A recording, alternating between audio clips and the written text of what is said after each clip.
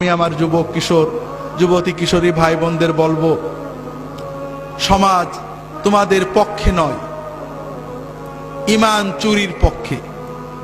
পিতামাতা তোমাদের ছেড়ে দিয়েছেন, তবে অন্তত নিজেদের ভবিষ্যতের দিকে তাকিয়ে, দুনিয়ার ভবিষ্যৎ আখিরাতের ভবিষ্যতের দিকে তাকিয়ে নিজেরা সাবধান হও। দুনিয়াতে অপরাধ হবে, পাপ হবে, অন্যায় ভুল হবে, তবে দুটো বিষয় খুব ভালো করে মনে রাখো। নামাজটা কখনো ছেড়ো না। নামাজ, যদি সিনেমা হলে থাকো বেরিয়ে এসে নামাজ পড়বে, যদি খেলার মাঠে থাকো ওয়াক্ত মতো নামাজ পড়বে। নামাজটা কখনোই ছাড়বে না, যত কিছুই হোক সময় মতো নামাজ পড়বে। আর অশ্লীলতাকে, মাদকতাকে বিষের মতো পরিত্যাগ করবে।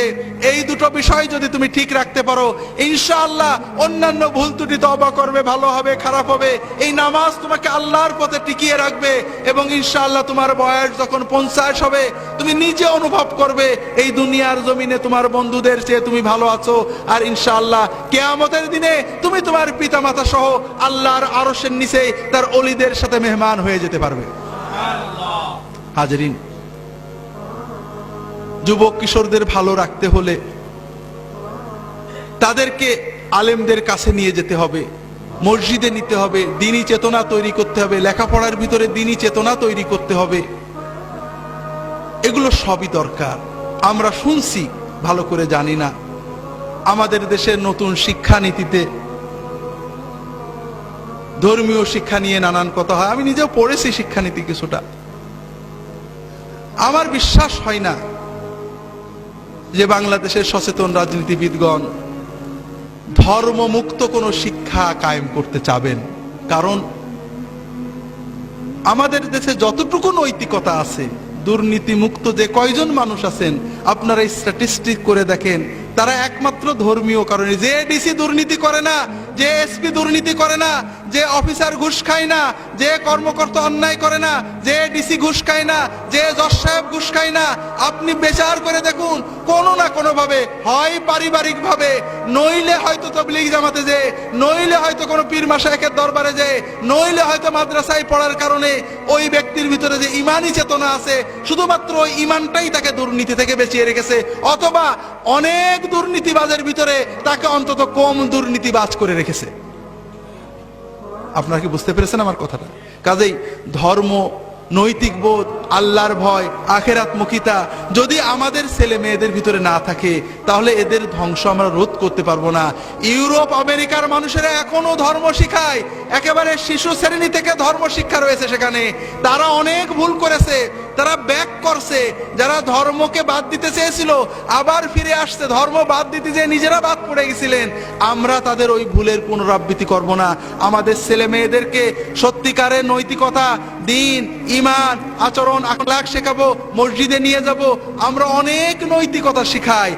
আমার খুতবার বইয়ে আপনি এক সময় লিখছিলাম,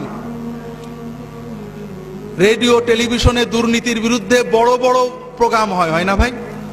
হয় নাকি? বিশেষ করে আমাদের গত তত্ত্বাবধায়ক সরকারের সময়ে কোটি কোটি টাকার প্রোগ্রাম হতো, দুর্নীতিকে না বলুন, আছে না? এইসব কোটি টাকার প্রোগ্রাম শুনে কেউ কি দুর্নীতি বন্ধ করেছে? করেছে নাকি? করে না।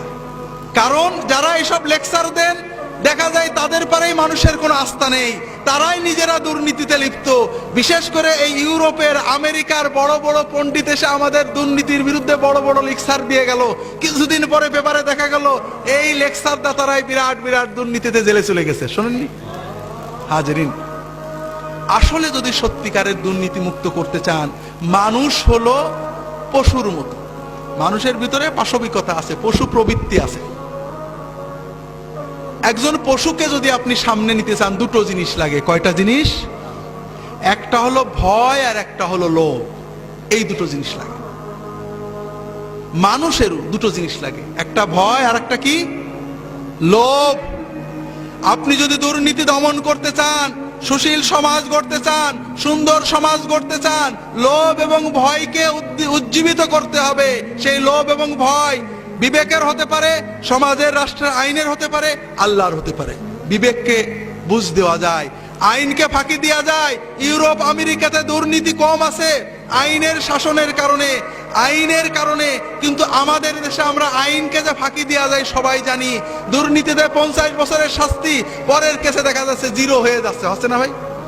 কে যে দুর্নীতিবাদ আর কে যে ভালো আল্লাহ তাআলা ছাড়া আমরা কেউ বুঝে কুল পাই না, ঠিক না হাজরিন?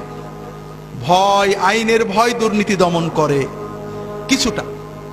যে দেশে আইন খুব কঠোর আছে, প্রকৃত দুর্নীতি দমন করে আল্লাহর ভয়। কিসের ভয়?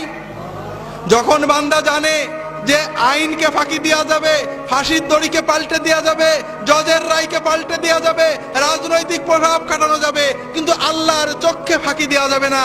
আমি যে অন্যায় করেছি আল্লাহ দেখেছেন, আল্লাহ আমার উপরে, আমার আওলাদের উপরে গজব দেবে, আমাকে আল্লাহর কাছে জবাব দিতে হবে।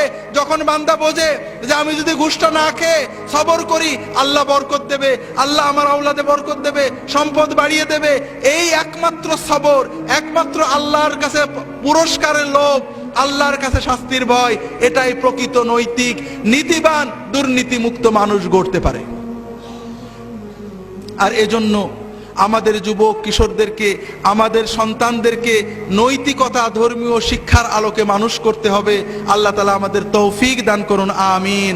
প্রত্যেকের সন্তানকে, নিজের সবচেয়ে বড় সম্পদকে মসজিদে নিয়ে যাবেন, ফজরে নিয়ে যাবেন, মাগরিবে বলবেন যে যেখানেই খেলো মাগরিবের সময় আমার সাথে নামাজ পড়বে। মাগরিবের পরে বাইরে থাকতে পারবে না, মাগরিবের নামাজ পড়তে বসবে, আম্মা খোঁজ রাখবে, 3 বেলা একসাথে খাবেন। যদি আপনি না পারেন স্ত্রীকে বলবেন খোঁজ রাখতে। এইভাবে সন্তানদেরকে অন্তত 20 বছর পর্যন্ত চোখের ভিতরে রাখবেন। আল্লাহ তাআলা হেফাজত করুন, আমিন।